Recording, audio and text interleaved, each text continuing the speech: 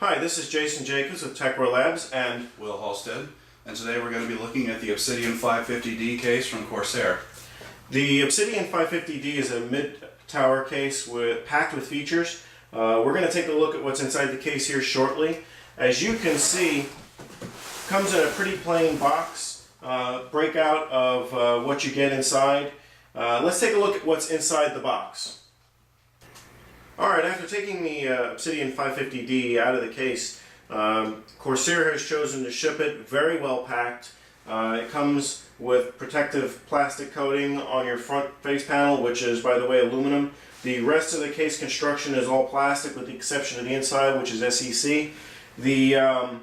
As you can see, the case is in the middle of a mid-tower to full tower size.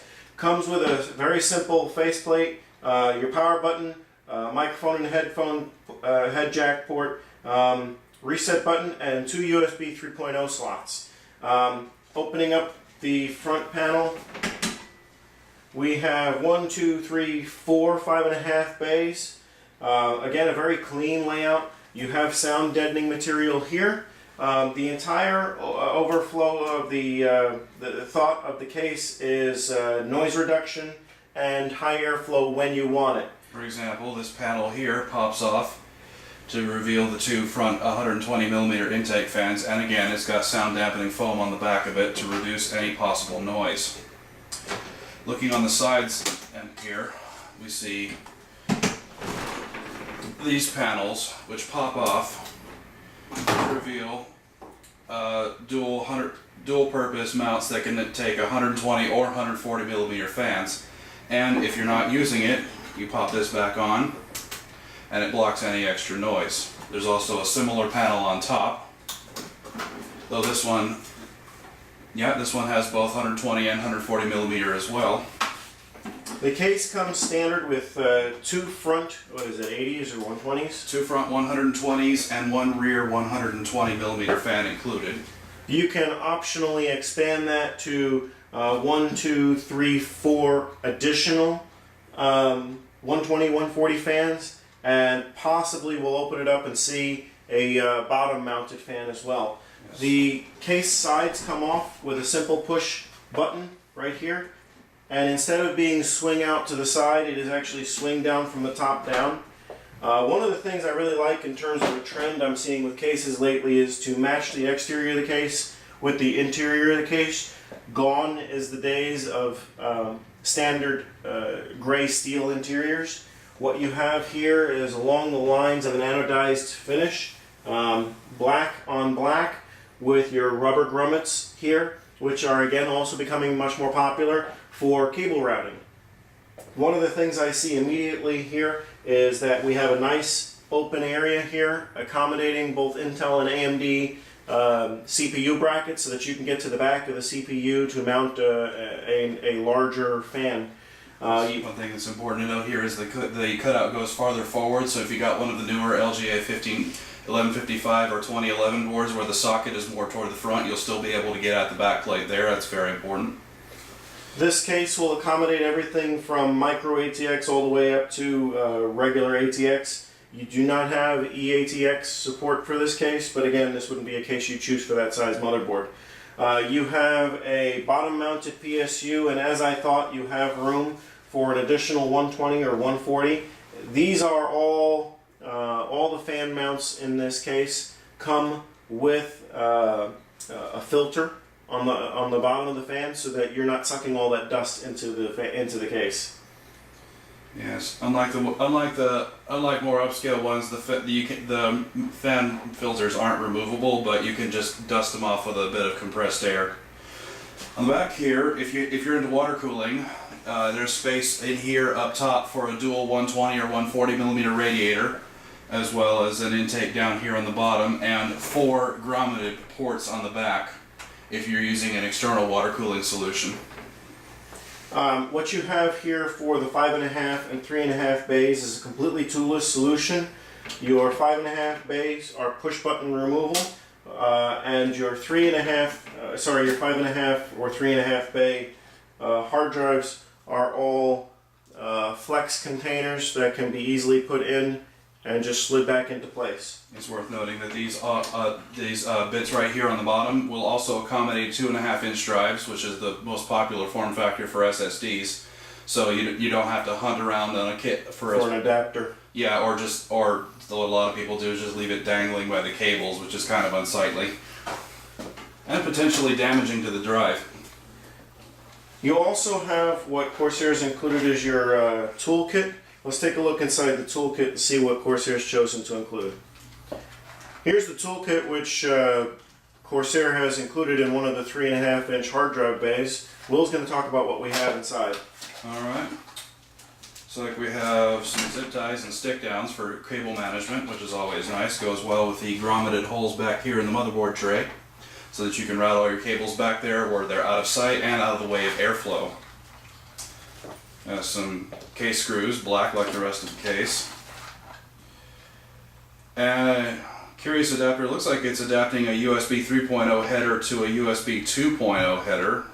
I guess that's useful if you're running out of ports.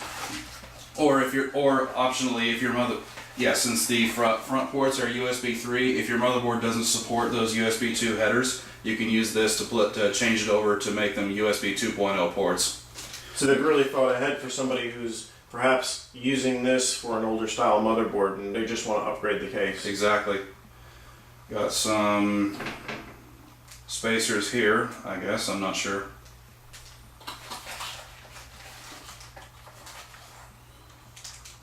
We'll figure out what these are and put it in the review. Some larger screws, looks like, for mounting. These are actually fan screws, which, interestingly enough, have a spacer in the top of the screw for the rubber grommet, so that you're not screwing through the rubber grommet or losing that space. This is actually something that's quite useful considering this particular style of case. The screw itself has a spacer on the top for the rubber grommet, so that when you screw it through, it actually mounts into the fan securely. Okay, and here's another package of the same kind. So they've included enough screws so that you can mount fans in each of the locations in the case. Yeah, for all 1, 2, 3, 4, 5, 6, 7 fan ports. Got some extra motherboard standoffs here, again anodized black. Notice that the 9 standoffs for standard ATX are already installed in place. Nice little bit of convenience there. Got some larger smooth bore screws here, which are perfect for mounting a fan on top of a radiator in the top port there. Very cool. So they've included screws for our water cooling enthusiasts as well. Yeah, so you can see these here. There is almost no threading except on the very top end. So that way you can hold onto your fan securely without damaging the radiator. And some standard dome head screws for putting your drives in place in case the toolless system doesn't work with your particular drive or you just don't want to use it. Let's take a look at the other side and see how much room Corsair has allowed for cable routing. Okay. This is not bad at all, but I'd actually like to see a little bit more room. They have loops here built in for zip ties. You have approximately a 1/2 inch to 3/4 of an inch space in your cable routing area here. You do have an outlet here that goes to the board so that you can route your cables that would traditionally be on the bottom of the motherboard up and around and through to your drives or what have you. Each of the open outlets here is grommeted for a total of 4 areas.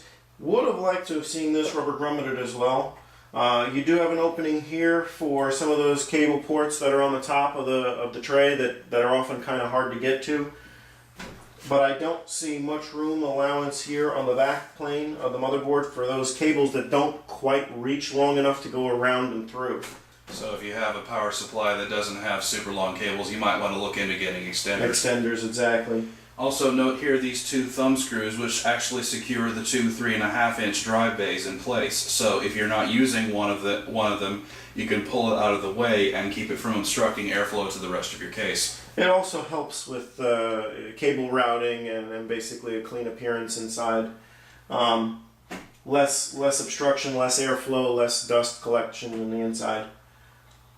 This is actually a very nice layout. All the screws are anodized black to match the case. Black on black interior, exterior, push button removal of the side trays. And even down to the fans themselves, they've anodized the cables black instead of leaving them as the standard yellow, red, black. Another thing to note is that each of the side panels is coated with a sound absorbent material. So again, you're really getting that quiet computing experience out of this case. It not only looks good, but it will deaden all that vibration and sound that you're getting from the fans, hard drives, etc. The back panel here does not include, obviously, a fan attachment or a removable grid. The side panel, the front side panel does, and as you can see, your mounts for 120, 140, and the grilling on the other side.